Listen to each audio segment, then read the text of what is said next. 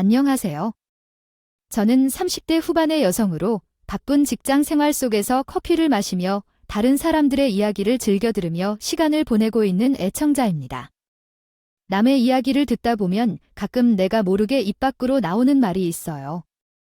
자기 자식을 귀하게 생각한다면 남의 자식도 똑같이 귀하게 생각해야 한다는 말이죠. 최근에 비슷한 상황을 경험했어요. 우리 가족은 오랜 시간 동안 가난을 겪었죠. 학교 교복마저도 선배들이 버려놓은 걸 받아 입어야 했고, 대학 진학은 꿈조차 꿀 수 없었어요. 그래서 저와 남동생은 문계 대신 업기 고등학교에 진학하여 3학년 때나마 취업을 통해 돈을 벌어야 했죠. 부모님은 우리를 위해 최선을 다해주셨지만 그만큼 힘들었던 기억도 많아요. 남매가 늦게나마 대학교에 가는 것을 원했지만 요즘처럼 경제적으로 어려운 시기에는 대학을 졸업해도 무조건 취업이 보장되지 않았기 때문에 저희 남매는 대신에 대학 진학 대신 원래 다니던 직장을 유지하기로 결정했습니다. 이 와중에 남동생은 직장에서 열심히 일하면서도 퇴근 후 시간을 투자하여 자기 개발을 꾸준히 해왔던 덕분에 제게 뜻밖의 소식을 전했어요. 누나야, 잠시 여기로 와봐. 나 누나에게 꼭 전하고 싶은 얘기를 있는데 무슨 일이길래 이렇게 호들갑이야? 너 혹시 애인 생겼어? 어떤 사람이야? 성격 좋아, 아이 그런 거 아니고. 사실 나 있잖아. 이동안 누나와 부모님들 몰래 이직 준비하고 있었거든. 근데 오늘 연락이 왔어. 다음 달부터 출근하면 될 거래. 어떤 회사길래 이렇게 웃음이 나오나 봐. 필 지금 다니는 회사도 나쁘지 않아. 물론 지금 다니는 회사도 나쁜 것은 아니지만 저는 지금보다 더 큰 회사에서 근무하며 더 큰 일을 해보고 싶었답니다. 그래서 이직을 준비했고요. 아무튼 지금 다니는 회사는 이번 달 말까지 출근하고 다음 달 1일부터는 나는 대기업 직원이 될 거예요. 대기업, 그건 정말이에요. 제 동생이 대기업 직원이 되었다고 강조했던 거죠. 네, 맞아요. 남동생이 전해준 기쁜 소식은 원래 다니던 중소기업을 떠나 대기업으로 이직한 것이었어요. 비록 고졸사원 경력직 특채 합격이라고 해도 대기업 출입증을 올리고 큰 회사로 첫 출근을 한 그날 저와 부모님은 모두 감격했어요. 눈물을 펑펑 흘렸어요. 어려운 환경 속에서도 참 잘 자란 동생이 너무나도 기특하고 곱뿌듯했거든요. 아무튼 그런 대단한 직원이 된 남동생은 몇 달 후에 또 한 번 저에게 말을 꺼내더라고요. 누나, 요즘 만나는 사람 있어? 누나도 이제 슬슬 결혼해야 하는 나이잖아. 누나, 혹시 독신주의자는 아니지? 나도 좋은 사람이 나타나면 결혼해서 가정 꾸리고 살고 싶지. 그런데 아직 이렇다 할 남자가 눈에 안 띄네. 왜 어디 좋은 사람이라도 소개시켜주지? 우리 회사 입사 동기 중에 좋은 사람이 하나 있거든. 그래서 누나 만나는 사람이 없으면 다리 한번 놓아보려고 글쎄. 일단 어떤 사람인지 얘기 좀 들어보자. 대기업 직원이라는 명함보다는 어떤 인품을 가진 사람인지를요. 사람인지가 중요한 거잖아. 그런 거라면 아무 걱정하지 마. 내 사람 정말 괜찮아. 누나도 직장에서 알게 모르게 이런저런 차별을 겪고 있다는 거 알지? 알아서 많이 속상해하는 중이고 대기업 직원들도 다들 명문대 졸업한 사람들일 텐데 외성 같은 고졸 특수사원으로 일하기가 얼마나 힘들겠어? 맞아. 풀자면 한도 끝도 없지만 그 사람 덕분에 그나마 요즘 지낼 만해. 회색 자리에도 신경 써서 불러주고 회사에서 힘든 일 있을 때마다 위로도 해주고. 자기도 명문대 출신이라서 나 같은 고졸 특졸사원의 고충은 못 본 척 넘어갈 수도 있는데 굳이 먼저 나서서 친근하게 다가와 주니까 참 힘이 많이 되더라고. 좋은 사람 같네. 그럼 한번 만나보지. 뭐, 그 사람 이름이 어떻게? 저는 송정일 씨입니다. 우리는 동생 관계이며 같은 부서에 같은 시기에 입사한 동료입니다. 송정일 씨는 저에게 상당히 소중한 사람으로 한 번도 실망시키지 않았습니다. 그리고 네, 이야기가 맞아요. 동생이 뜻밖의 제안을 했었어요. 바로 소개팅을 주선해 주겠다는 것이었습니다. 그 소개로 제 남편과 저는 만나게 되었는데 그 계기도 바로 송정일 씨의 도움 덕분이었어요. 당시에 송정일 씨는 제 남편을 아주 긍정적으로 생각하고 계셨는데 사실 그 정도라면 매형으로도 사겠다고 했을 정도예요. 제 남편과 송정일 씨의 동생은 같은 대기업에 입사한 입사 동기이며 나이도 동갑이고 같은 직급에서 일했지만 그 둘의 처지는 매우 다르게 형성됐습니다. 제 남편은 명문대학을 졸업한 후 치열한 경쟁을 거쳐 회사의 중요한 자리에 자리를 잡았지만 요직을 한 사람이었습니다. 명문대 동문 선배들 덕분에 탄탄대로를 걷고 있었지만 고졸 특채 사원인 제 남동생은 그야말로 외담 섬처지에서 외로운 직장 생활을 하고 있었습니다. 그러던 중 남동생에게 친근하고 따뜻한 미소로 다가와 주었다고 해요. 이러한 남편은 동생에게 매우 큰 힘이 되었고 서로 친해져 제가 동생에게 남편을 소개받을 수 있는 계기가 되었습니다. 처음 만난 남편은 동생이 설명한 것처럼 꽤 괜찮은 남자였고 다른 사람의 아픔과 상처를 어루만져주는 모습이 인상적이었습니다. 그 덕분에 우리는 연인으로 결심하여 결혼 준비를 시작했지만 그 과정에서 예기치 않은 걱정거리가 생겨났습니다. 그것은 시댁의 경제적인 상황이었습니다. 친정 아버지께서 사업가로 재기하신 덕분에 꽤 유복했던 우리 친정과 달리 시댁은 경제적으로 적지 않은 어려움을 겪고 있었어요. 물론 전 지금도 가난이 죄는 아니라고 생각해요. 결혼하는 데 있어 현실적인 고민거리는 될지언정 파혼이 결정적인 이유가 되어서는 안 된다고 생각하고 있어요. 하지만 시댁의 가난에 대해 걱정할 수밖에 없던 이유는 그 가난이 어떻게 시작된 것인지에 있었습니다. 자기야, 나 솔직하게 뭐 하나만 물어봐도 괜찮을까? 아, 우리 본가가 왜 그렇게 가난하게 살고 있는지 궁금한 거야? 솔직히 그렇잖아. 명문대 졸업까지 시켰을 텐데 교육에도 많이 신경 쓴 집안일이겠고 자기 대기업 딸이는 월급 정도면 부족하지 않았을 텐데. 3인 줄 알았는데 시댁이 왜 이렇게 경제적으로 어려운 상황에 있는 건가요? 심지어 당신의 외동아들이라 애들 둘씩 키우는 집안보다 양육비가 적게 들어갔을 거예요. 아닐 거야. 그러니까 사실은 어렸을 적에 우리 집이 잘 살던 부잣집이었는데 어쩌다가 지금처럼 된 건 무슨 사연이라도 있어요. 아버지가 젊은 나이에 심장마비로 세상을 떠나니까 어머니가 갑자기 돌변하셨다는 게 이유예요. 험한 세상으로부터 엄마 자신과 어린 자식인 쟤를 지키려면 돈밖에 없다며 아버지가 남긴 유산을 탈탈 털어서 주식에 투자했다가 IMF 사태가 터져버리고 엄마가 몰빵했던 주식이 휴지 조각이 되면서 피해를 입게 되었던 거지 뭐. 그랬구나. 하긴 우리 친정 아버지도요. IMF 때문에 잡혀 들어갈 뻔한 적이 있었어. IMF 때문에 무거운 집안이 한둘이 아니니 충분히 이해할 수 있는 사이기도 하지만 예비 며느리로서 딱 한 가지는 좀 마음에 걸려요. 그런데 그런 거라면 크게 걱정하지 않아도 될 것 같아. 일단 우리 엄마한테 얘기를 나눠봐. 그러면 지금 당신의 걱정도 싹 사라질 거야. 전 시어머니가 아직도 주식에 눈이 멀어 사는 사람이면 어떡하지 하는 생각으로 예비 시어머니께 직접 인사도 드리러 시댁을 찾아가 만나봤어요. 남편이 호언을 장담하고 시어머니와 몇 마디 나누는 사이에 제 걱정은 눈 녹듯이 사라졌어요. 나는 아직도 물질적인 이득에 눈이 멀어 사는 사람인가 하는 것에 대한 고민을 했었죠. 그게 걱정인 거지 외람되지만 예비 며느리 가들 저로서는 당연히 짚고 넘어가야 될 문제긴 하니까요. 더욱이 젓는 돈이 얼마나 사람 가슴을 아프게 만드는지 너무나도 잘 알고 있는 입장이기도 하고요.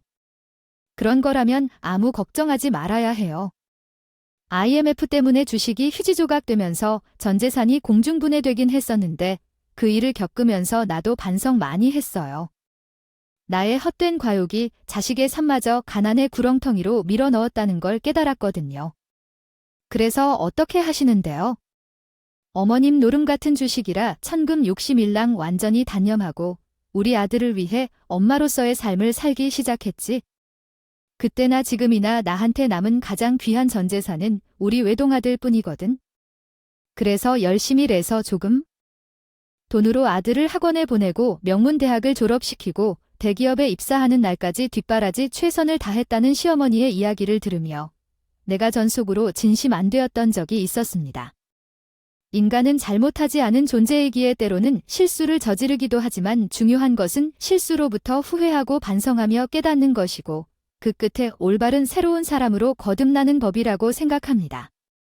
당시 시어머니에게 받은 인상이 정말 그랬었는데 자신의 실수를 충분히 반성하며 자식으로서 사람과 부모로서 속죄의 삶을 살아온 사람이었다는 인상을 받아서 걱정을 내려놓은 모두에게 축복을 받으며 결혼식을 올리게 되었습니다. 그때 전에도 꿈에도 상상하지 못했던 것이 시어머니의 진정한 자식 사랑이 제 삶을 뒤흔들어 가리라고 말씀드리고 싶습니다. 처음 몇 년은 평범하고 행복한 결혼 생활이었습니다. 부부간, 고부간, 양과 어른들 간, 그리고 제 남편과 남동생 사이가 좋아서 작은 문제 하나조차 없었어요. 그 행복한 상태에서 갑자기 마치 운명과도 같은 갈림길에 서 있게 되었죠. 당신도 저희 회사 일에 대한 소식을 전해드렸지, 맞아요? 우리 동생에게서 전화가 왔었지? 이번에 당신과 동생이 함께 승진 심사에 올랐다면 우연히도 동생과 당신이 결혼으로 연결된 한 가족이자 사돈인 두 분 중 누가 먼저 승진하여 직장 상사가 될지에 문제가 생기게 되었어요. 어쩔 수 없는 상황이죠. 저와 처남은 같은 해에서 같이 있게 되었어요. 같은 사무실에서 일하는 것만으로 충분한 것 같았는데 심지어 입사한 지 얼마 되지도 않은데 예비사원이 떠나서 기간에 맞게 한꺼번에 승진 심사를 받는 건 당연한 일이야. 그러니까 알겠어. 근데 당신의 표정이 왜 그렇게 안 좋은 거야? 벌써부터 승진 심사 때문에 걱정이야? 걱정 때문이라기보다는 솔직히 마음이 좀 불편해. 어쨌든 집안에서는 내가 손을 건 사람이지만 처남이 먼저 승진하면 직장에서 상수를 모셔야 하는 거잖아. 내 입장에서는 당연히 마음이 불편할 수밖에 없지. 뭐, 그럴 수밖에 없지? 왜 그렇게 생각해? 당신과 동생이 모두 승진 심사에 합격하면 되는 거 아니야? 둘이 서로 도와가면서 다른 경쟁자들을 이겨내면 되는 거잖아. 나도 그렇고 싶은데 아쉽게도 이번에는 딱 한 명만 승진할 거야. 정교한 인사가 아니라 비종교적인 사람이기 때문에 우리나 동생이나 둘 다 불편할 수 있어. 그렇지만 너무 걱정할 필요 없어. 혹시 내 동생이 먼저 승진한다 해도 집안에서까지 그를 직장 상사로 취급하지 않을 거야. 우리 동생의 성품이 얼마나 착한지 알기에 당신도 못하는 척하지는 않을 거야. 당신, 내 말은 처남이 먼저 승진하기를 바란다는 의미야. 그런 의미가 아니라 뒷일 걱정하지 말고 정정당당하게 경쟁해 보라는 뜻이야. 아무래도 당신도 사람이니까 속으로는 둘 중 누가 승진하기를 더 응원하고 있는지도 있을지 모르겠지만 그래서 나 말인데 당신은 누구 편이냐? 누가 먼저 진행했으면 좋겠어? 남편이 그날 말했던 것 같아. 나왔던 처남이 먼저 승진하면 손자인 나는 처남을 상사로 모셔야 한다고 걱정하고 말했어요. 당신은 누가 먼저 지냈으면 좋겠어 한 말이 제 삶을 흔들게 된 것이나 다름없습니다. 물론 나는 남편이든 동생이든 누구 하나를 편한다고 응원하지 않는다고 대답했죠. 굳이 응원을 해야 된다면 둘 모두를 공평하게 응원하겠다는 말도 덧붙였고요. 그게 제 진짜 본심이에요. 남편과 남동생을 똑같이 사랑하는 나는 둘 중 하나를 콕 찍어 응원할 순 없는 일이죠. 식구이자 사돈 사이에서 누가 먼저 승진해서 직장 상사가 되는지가 갈리는 상황은 참 속상하고 야른 것 같았어요. 생각은 들었지만 아무리 아내이자 누나라 해도 직장 일에까지 개입할 순 없는 일이기도 했고요. 공과 사를 함께 해야 한다 생각해요. 구분되고요. 그렇습니다. 하지만 이 같은 승진 심사 권한을 두고 제와는 완전히 다른 생각을 가진 사람이 있었는데 그 사람이 시어머니였습니다. 시어머니에게 제 남동생은 피해자로 다루는 사돈 총각이었죠.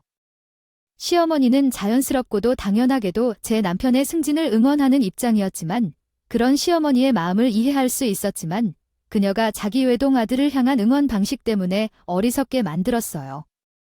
시어머니는 사소한 일에도 제 남편과 동생을 비교했거든요. 돌며 돌아 동생에게도 빚을 정하려고 했던 사람처럼 말이에요. 시어머니는 자식을 사랑해야겠지만 끔찍하지만 세상에는 오직 자신만이 중요하고 소중한 이기적인 사람도 있습니다. 어제 저희 아들과 같이 승진 심사에 합격했다는 소식이 들렸습니다. 하지만 승진 기회는 단 하나뿐이라고 합니다. 일이 참 고립되어 버렸죠. 결혼한 가족 사이에서 승진을 놓고 경쟁을 벌이게 되면 두 사람 모두 마음이 상하겠죠.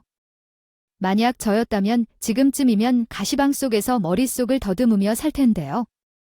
언차 그렇게 걱정하고 있지만서도 달라지는 건 없을 텐데요. 어째서 걱정을 하느냐고요? 너도 머리라는 게 있으니 앞으로 되새기게나. 사돈 총각이 우리 아들의 승진 경쟁자로 가득 차 있나 보군요. 한지 제 동생이 어떻게 억사로 얘기하신 건가요?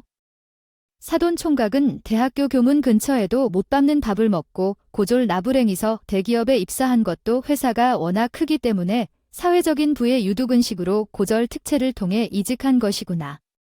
그런데 우리 아들은 명문고를 나오고 명문대학을 졸업했으니 승진 경쟁은 처음부터 제비가 안 되는 싸움이라는 건가? 이런 생각은 하지 말아야 돼요. 어머니, 제 동생이 불성실에 대학을 못 간 것뿐만 아니라 IMF 때 집안이 망했던 적이 있어서 가난 때문에 대학을 포기해야 했다고요. 어머니도 가난한 환경에서 성공했으므로 잘 알겠죠? 변명 외에도 다른 선택지가 없었을 테니까요. 세상은 차가워도 냉정한 곳이야. 고졸 특제 사원 나부랭이를 세상 어느 대기업이 중요하게 써야 할지 적당히 사무실 허드일이나 시키다가 난리 차면 분리수하듯이 정리하고 시키면 시켰지. 그래서 너도 헛된 희망 같은 건 일절 품지 말고 사돈한테 가서. 오르지 못할 나무는 쳐다보지도 말라고 불에 웃기식으로 대기업에 입사하게 된 것만으로도 감지덕지하면서 함부로 내 아들 앞길 막겠다 생각하고 나대지 말고 조용히 지냈으면 좋겠어. 그건 모르는 일이죠.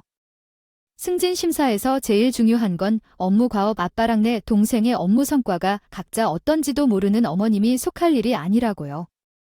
안 봐도 뻔한 일이라서. 그래서 대학도 못 다녀본 총각이 일을 잘해봤지? 얼마나 잘할지 사무실 청소하는 정도는?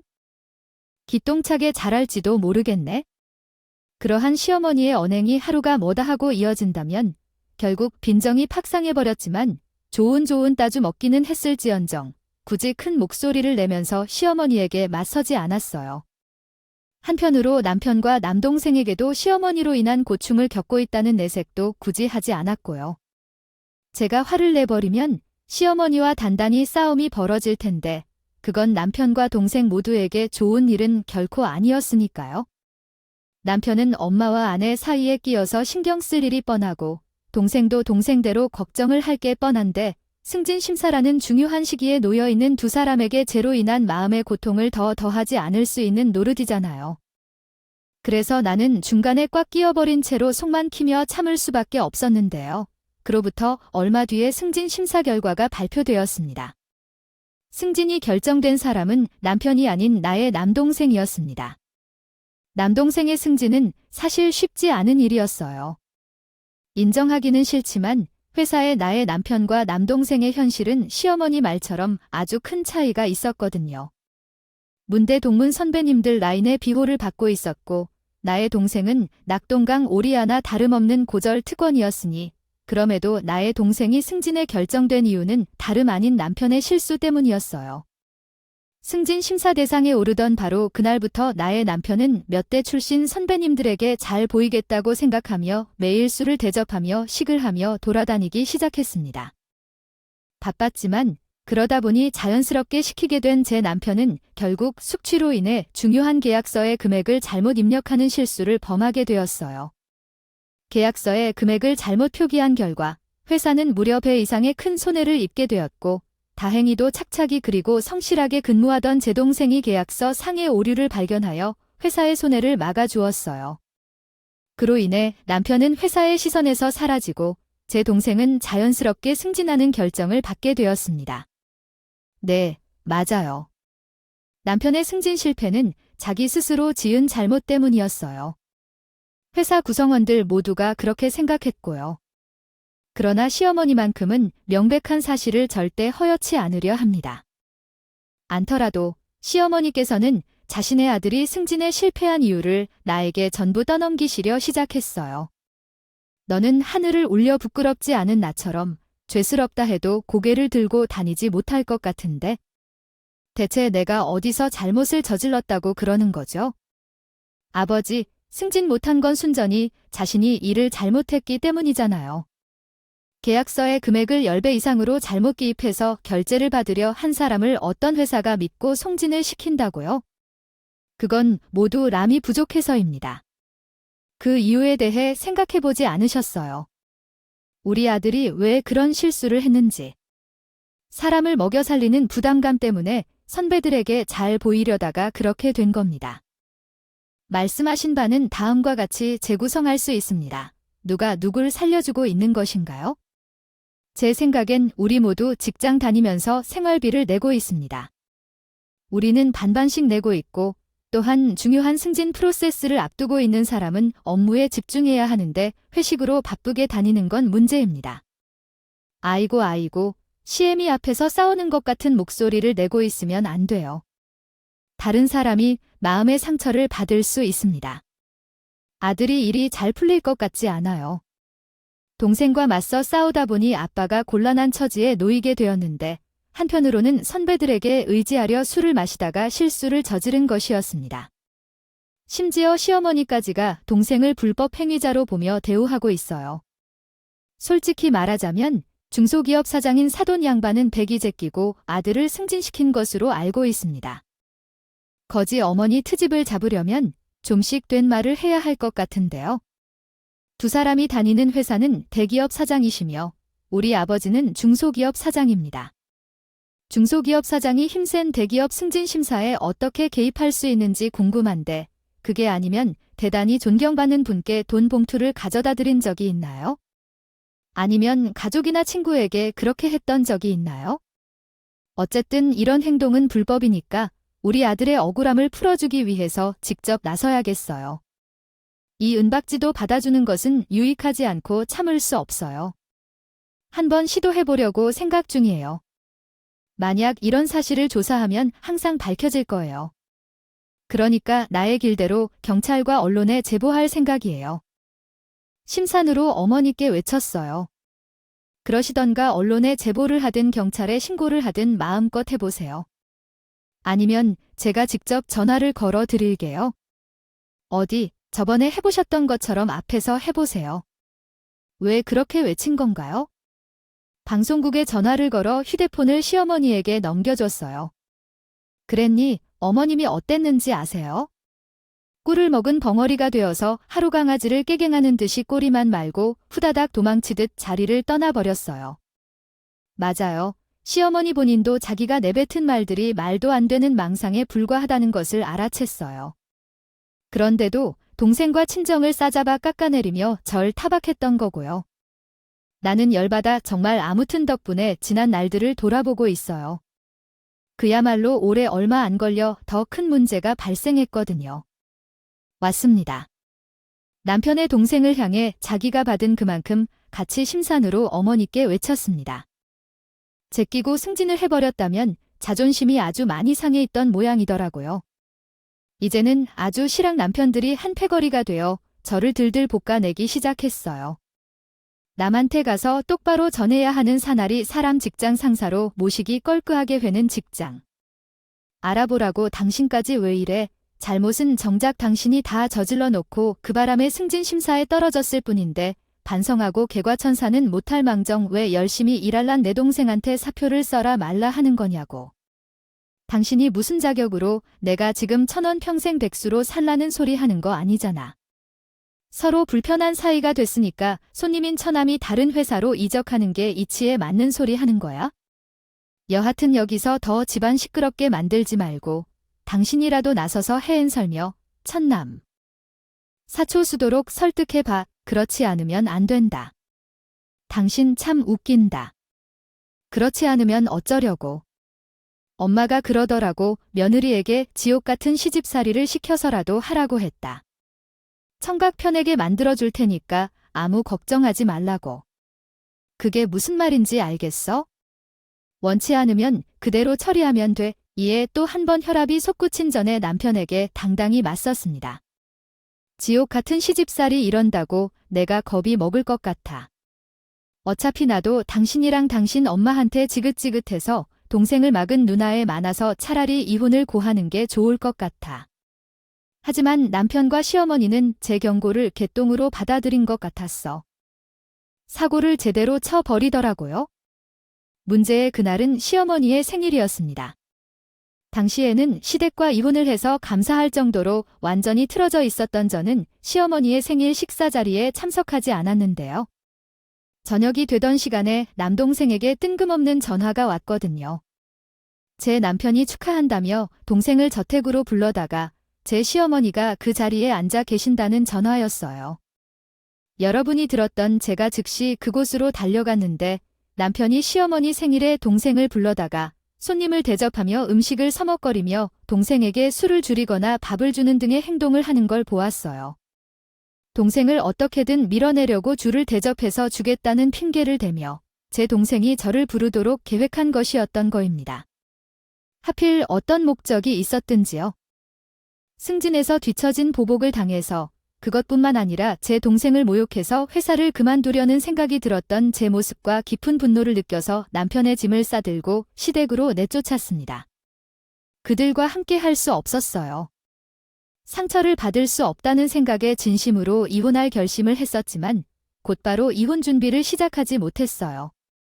동생이 모욕을 당하는 것을 보는 것이 충격적이어서 그 후 일주일 동안 정신적으로 고통받았습니다. 그런 일 중에 가장 창피했던 점은 동생에게 숨겨온 나의 속마음을 완전히 드러내버린 것이었어요. 상처를 감추지 못하고 좋은 모습을 보여주지 못하는 대신 어떻게든 시집에 잘못 갔다는 생각이 드는 것이 더 창피했어요.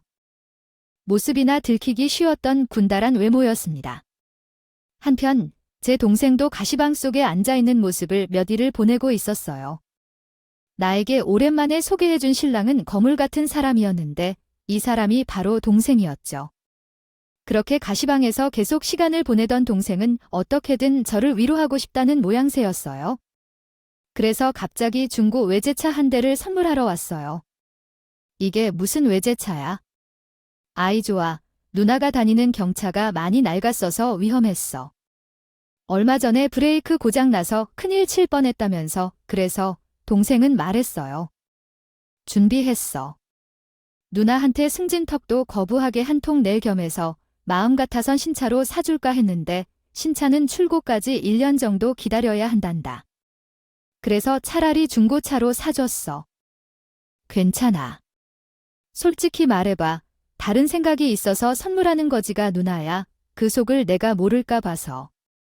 하여간 누나는 귀신이라니 누나한테 뭐라도 해주고 싶었어. 술시중 사건을 겪으면서 그간 누나가 겪은 마음고생을 알게 됐어. 미안하기도 하고 그 고초를 겪으면서도 내색하지 않은 누나가 고맙기도 했고 솔직히 그래서 준비한 선물이야. 외제차를 뽑아줄 수도 있을 만큼 동생이 열심히 살고 있으니까 적어도 내 걱정만큼은 하지 않도록 해줘야 한다는 의미로 일종의 위로 오느라고 할까? 그 말을 들으며 어찌나 고맙고 또 미안했던 것일까? 이에 나는 감동의 눈물을 흘리며 동생이 준비한 외제차를 고맙게 받았는데요. 그날 나의 중고 외제차 소식이 남편에게 전해졌어요. 아파트 관리실에 새 차를 주차 등록하는 과정에서 관리실 직원이 남편에게 기존 차량 등록은 어떻게 되냐며 연락을 했었거든요. 거기까지는 문제가 아니었어요. 관리실 직원 입장에서는 당연히 해야 할 일일 뿐이니까요. 진짜 문제는 소식을 듣기가 무섭게 들어온 남편과 시어머니의 행동이에요. 제 외제차를 보고 시어머니가 한 말이 처음에 바로 이런 내용이었거든요. 이렇게 되면 우리 아들이 기분 상하고 심란해할 거야. 이번에 또 무슨 문제인지요? 동생의 누나한테 승진이란 게 왜 아버지의 마음을 상하는 일이 돼버리는 거지요? 남편은 국산차를 타고 다니는데 아내가 외제차를 타고 다니면 주변 사람들이 뭐라고 생각하겠어요? 우리 아들, 남편을 제대로 대접해줘야 해요. 못 받고 산다는 얘기밖에 더 나오겠냐고. 그러니 당연히 우리 아들이 기죽이는 꼴이지. 대체 세상 누가 그렇게 생각한다 그러세요? 남편이 외제차에 타든 아내가 타든 면에는 문제가 없어요. 어머님은 보면 볼수록 망상이 지나친 사람이네요. 망상도 그 정도면 병이죠. 너한테 바라는 본세하고는 고통 불행이라 그런가? 싸가지가 없어 아주. 여튼간에 이 놈의 외제차를 당장에 폐차시켜야 타라고 주던가 둘 중 하나 선택해라. 물론 남편이란 인간 또한 없는 말을 기는 마찬가지였습니다. 우리 엄마 흉볼 시간 있으면 가서 천남 인성 교육이나 다시 시켜. 당신은 또 뭔데 왜 톡하면 내 동생 못자하고 안달이냐? 아니 상황이 그렇잖아. 처남한테.